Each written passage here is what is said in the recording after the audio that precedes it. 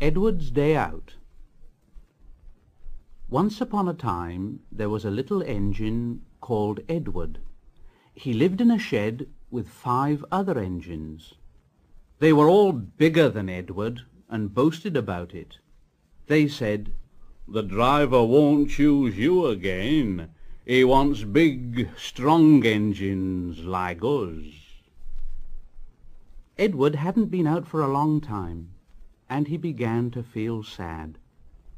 Just then the driver and fireman came along to start work. The driver looked at Edward and said, "What's the matter? Are you feeling sad? Would you like to come out today? And Edward said, "Oh yes, please." So the fireman lit the fire and made a nice lot of steam. Then the driver pulled the lever and Edward puffed away. And he blew his whistle. "Look at me. Look at me. Look at me. Look at me. Look at me. Look at me." The other engines were very cross at being left behind, and away went Edward to get some coaches. "Look at me. Look at me. Look at me. Look at me." At last Edward found the coaches, and they said, "Oh, please be careful, Edward. Don't bump and bang us like the other engines do." So Edward came up to the coaches very, very gently.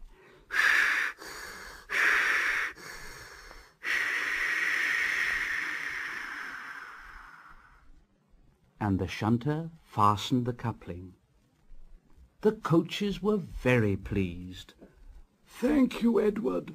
That was kind. We are glad you're taking us today." Then they went to the station where the people were waiting. "Here we are, here we are, here we are, here we are, here we are."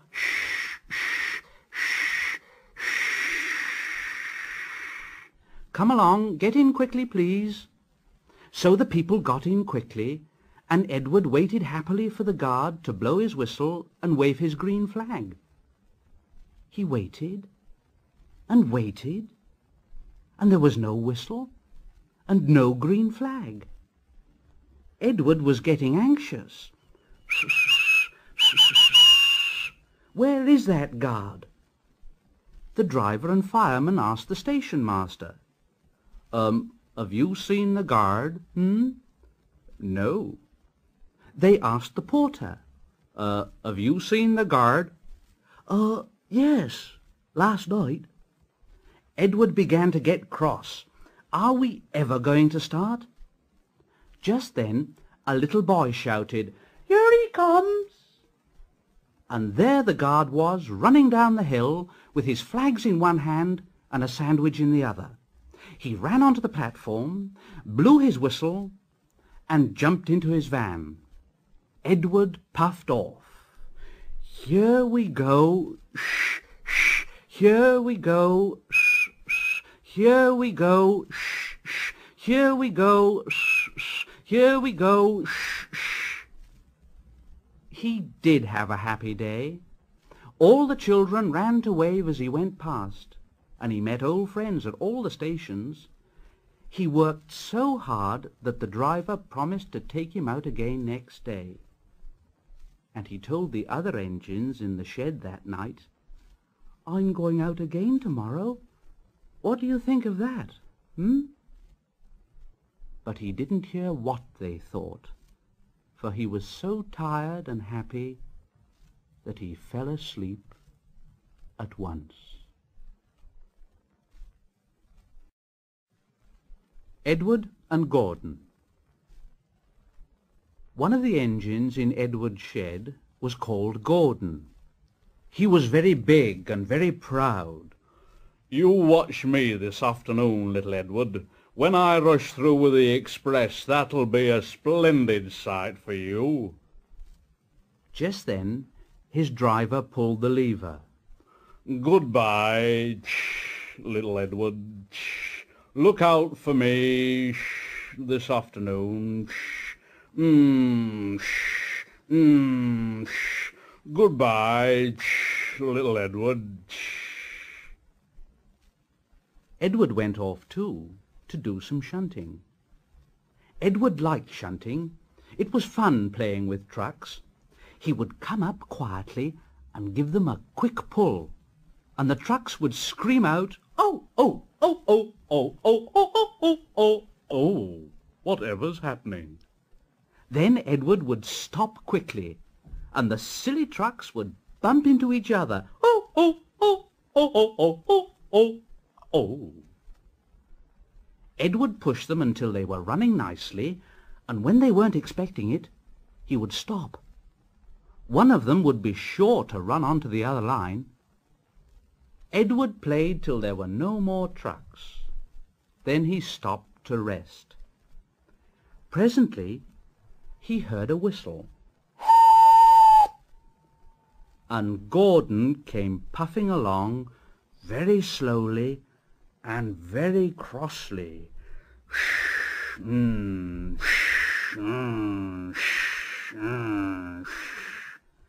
Instead of nice shining coaches, he was pulling a lot of very dirty coal trucks. A goods train. A goods train. The shame of it. The shame of it. The shame of it. Oh dear. Oh dear. He went slowly through with the trucks clattering and banging behind him. Edward laughed and went to find some more trucks. Soon afterwards a porter came and spoke to Edward's driver. "Yeah, Gordon can't get up the hill. Will you take Edward and push him, please?" They found Gordon halfway up the hill, and he was very cross. His driver and fireman were talking to him severely. "You're not trying, Gordon. You're not trying at all." And Gordon said, "I can't do it. I can't do it. The noisy trucks hold an engine back so. If there were coaches now, clean, sensible things that come quietly, that would be different." Edward's driver came up. "Here, we've come to push you." "Oh, it's no use at all." "Well, you wait and see." They brought the train back to the bottom of the hill. Edward came up behind the brake van. "I'm ready." "It's no good." The guard blew his whistle, and they pulled and pushed as hard as they could. Gordon pulled. "I can't do it. I can't do it." Edward pushed. "I will do it. I will do it." "I can't do it." "I will do it." Edward pushed and puffed and pushed as hard as ever he could, and almost before he realized it, Gordon found himself at the top of the hill. "I've done it. I've done it. I've done it." And he forgot all about Edward pushing behind. He didn't wait to say thank you, but ran on so fast that he passed 2 stations before his driver could make him stop. Edward had pushed so hard that when he got to the top, he was out of breath. Gordon ran on so fast that Edward was left behind. The guard waved and waved, but Edward couldn't catch up. He ran on to the next station, and there the driver and fireman said they were very pleased with him. The fireman gave him a nice long drink.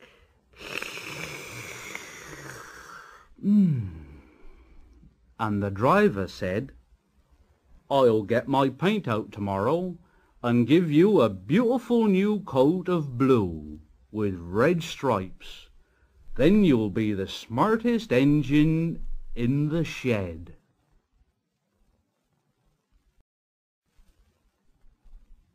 The Sad Story of Henry. Once an engine attached to a train was afraid of a few drops of rain. It went into a tunnel and squeaked through its funnel and never came out again. The engine's name was Henry. His driver and fireman argued with him, but he wouldn't move. He said, No, I shan't come out, so there. The rain will spoil my lovely green paint with red stripes. No. The guard blew his whistle till he had no more breath, and waved his flags till his arms ached. But Henry stayed in the tunnel and blew steam at him. Go away. Go away. I'm not going to spoil my lovely green paint and red stripes for you. The passengers came and argued too, but Henry would not move. No! No! Leave me alone. A fat director who was on the train told the guard to get a rope. Fetch a rope, will you? That's right. Now, Henry, we will pull you out. But Henry only blew steam at him and made him wet. Leave me alone. They hooked the rope on, and all pulled except the fat director. My doctor has forbidden me to pull, don't you know? They pulled and pulled and pulled, but still Henry stayed in the tunnel. Then they tried pushing from the other end. The fat director said, 1, 2, 3, push! But he didn't help himself. He said, My doctor has forbidden me to push. They pushed and pushed and pushed, but still Henry stayed in the tunnel. At last another train came. The guard waved his red flag and stopped it. The 2 engine drivers, the 2 firemen, and the 2 guards went and argued with Henry. "Look, Henry, it's stopped raining." Yes, but it'll begin again soon, and what would become of my green paint with red stripes then? So they brought the other engine up, and it pushed and puffed,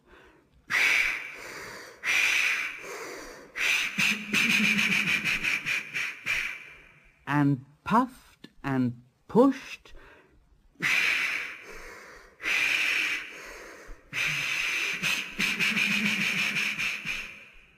as hard as ever it could. But still Henry stayed in the tunnel.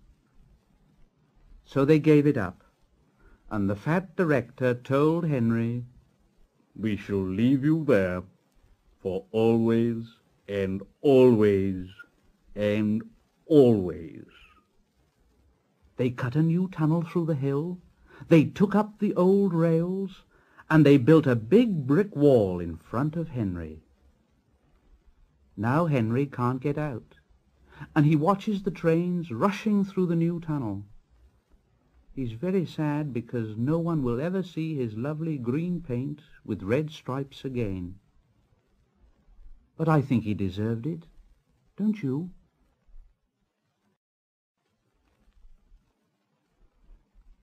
Edward, Gordon, and Henry.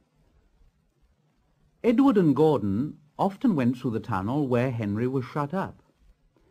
Edward would say, "Hello," and Gordon would say, "Serves you right." Poor Henry had no steam to answer. His fire had gone out. Soot and dirt from the tunnel roof had spoiled his lovely green paint and red stripes. He was cold and unhappy, and wanted to come out and pull trains too. Gordon always pulled the express. He was proud of being the only engine strong enough to do it. There were many heavy coaches full of important people like the fat director who'd punished Henry. Gordon was seeing how fast he could go. Faster, faster, faster, faster. Faster, faster, faster, faster. Faster, faster, faster, faster. And the coaches went.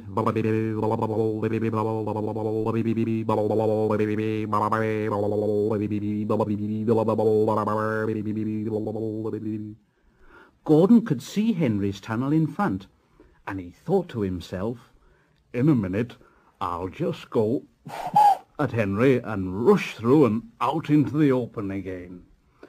Closer and closer he came. He was almost there when...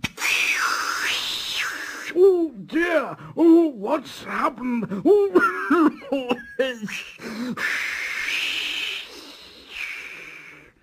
Gordon was in a cloud of steam and going slower and slower.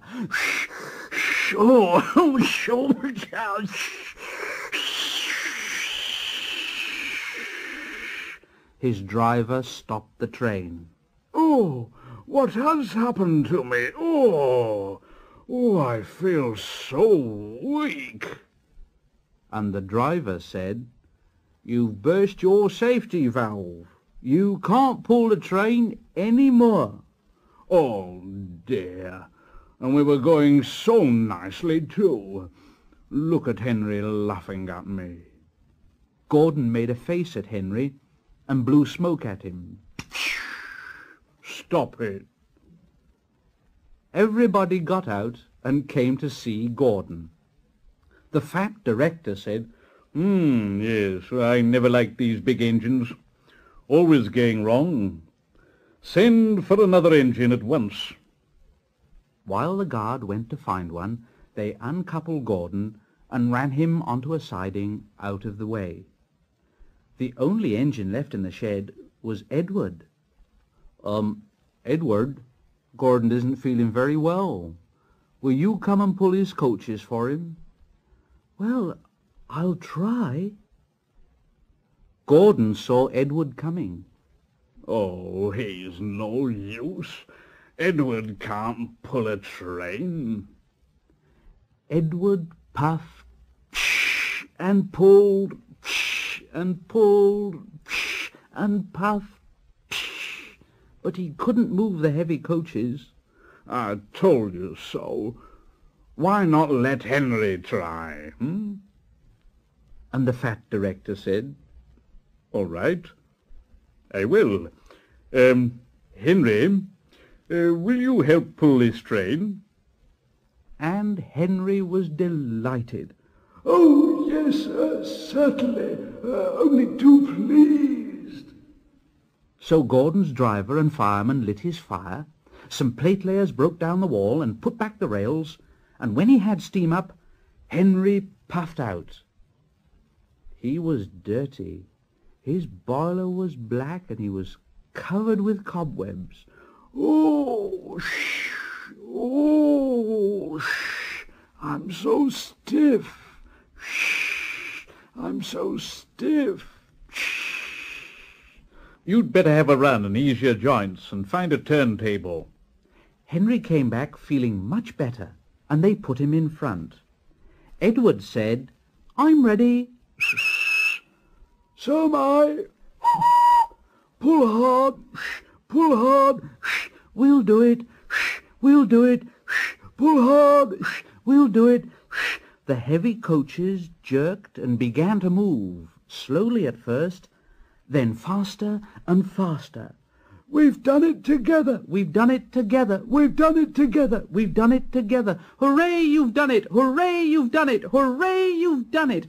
All the passengers were so excited, the fat director leaned out of the window to wave to Edward and Henry, but the train was going so fast that his hat blew off into a field, where a goat ate it for his tea. They never stopped till they came to the big station at the end of the line. The passengers all got out and said thank you, and the fat director promised Henry a new coat of paint. Would you like blue and red? Oh, yes, please. Then I'll be like Edward and Gordon. That will be nice.